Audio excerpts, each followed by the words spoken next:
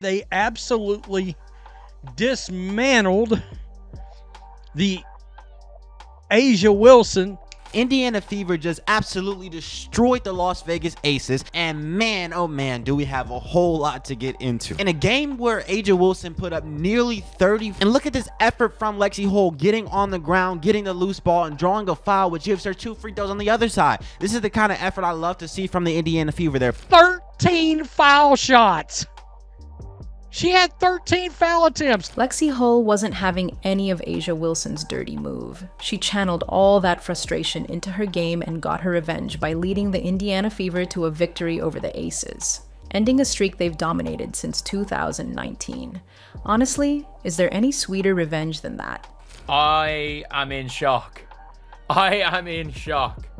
The Indiana Fever just beat the Aces. The first win for the Indiana Fever against the Las Vegas Aces since I was 22 years old. The Indiana Fever's 81-54 victory over the Las Vegas Aces was a statement in every sense of the word. It wasn't just a win, it was a declaration that the so-called invincible Aces could be taken down.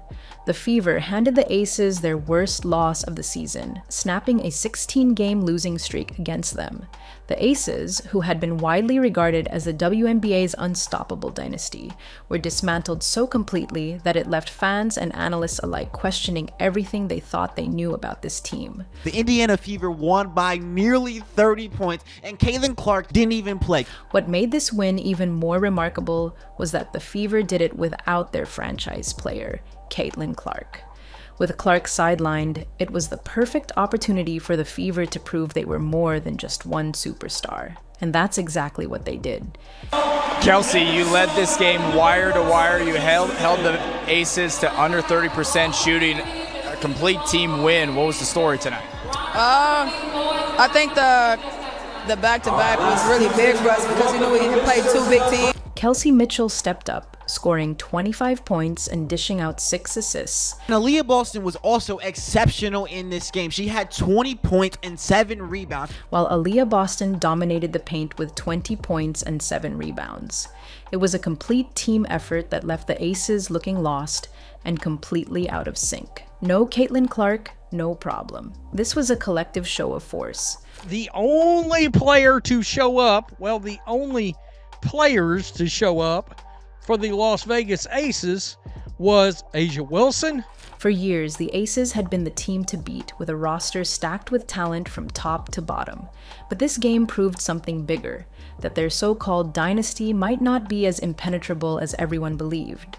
Sure, Asia Wilson still put up her numbers, finishing with 29 points, but those individual stats were completely overshadowed by the Fever's team-first approach and suffocating defense. The Aces couldn't get anything going, shooting just 26% from the field. The Aces' dominance was a myth, and the Fever just obliterated it. Shot won't fall. Wilson, what looks like over the back. Well, oh boy, jump ball is the call. But what really sparked the intensity in the Fever wasn't just their collective effort. It was Lexie Hull's furious moment that changed the entire game. In the third quarter, Hull perfectly boxed out Asia Wilson for a rebound, only for Wilson to blatantly reach over her to grab the ball. The move was so obvious that it belonged in the what not to do highlights. Yet, the referees called it a jump ball, and the frustration from Hull was palpable. How do you miss something so blatant, and why does it feel like it always happens to the underdog team? How does something so obvious slip past the refs? Lexie Hull is holding her ground against Alyssa Smith down in that low post, drawing a charge. That's what I love to see from Lexie Hull. Instead of letting the missed call ruin her focus, Hull turned her anger into pure drive. She didn't waste time complaining. Instead, she used that moment as fuel to dominate the court. Hull was everywhere, on defense, grabbing rebounds, and making her presence felt. Her furious response set the tone for the Fever, who were already playing with a chip on their shoulder. Sometimes, the best revenge is a game-winning performance. And I want you to examine this interior defense from Lexie Hull. She's not doing too much. She's just holding her ground, keeping her hands up. As the Fever tore through the Aces in the second half, it became clear. Hull's fury wasn't just personal. It was contagious. Her emotional energy sparked something in the team, and the Aces couldn't handle the onslaught. Every time the Fever made a play, you could feel the pressure building on Las Vegas. The Aces looked disoriented and completely unable to cope with the Fever's relentless intensity. Lexie Hull's anger didn't just fuel her, it ignited an entire team. 29 points, a huge game from Asia Wilson. The rest of her team didn't show up. 13 foul shots.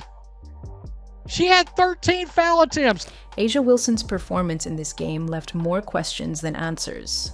Sure, she finished with 29 points, but that stat line was built mostly on free throws, 11 of them to be exact.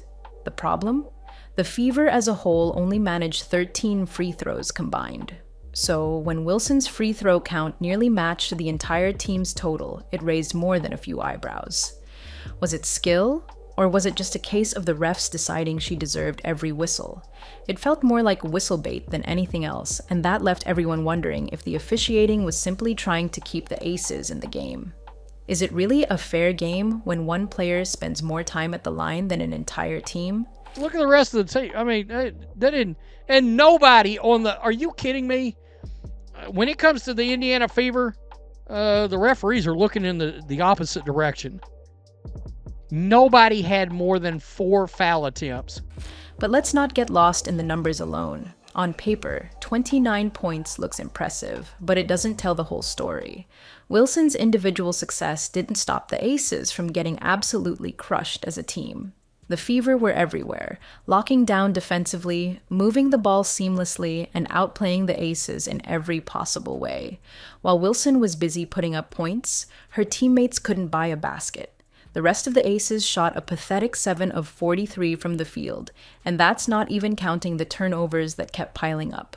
When one player's stats can't stop a team from falling apart, what does that really say about the so-called dynasty? Whistle on Asia, get to the line. I mean, wow. It is bad. It's real bad. And WNBA refs should wear clown outfits. It didn't end there, but then there's the whole superstar treatment angle.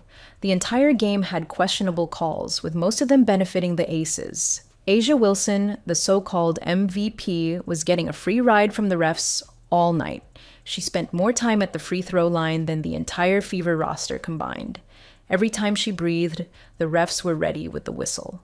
The bias was so obvious that it raised serious questions about whether referees were trying to keep the Aces in the game. It's hard to ignore the fact that Wilson seemed to get a special pass from the referees.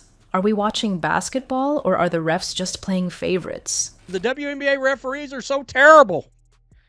It is so embarrassing for the league. Adam Silver needs to get involved since Kathy Engelbert won't straighten out this circus. It's almost as if the refs decided Wilson was the only player that mattered on the court.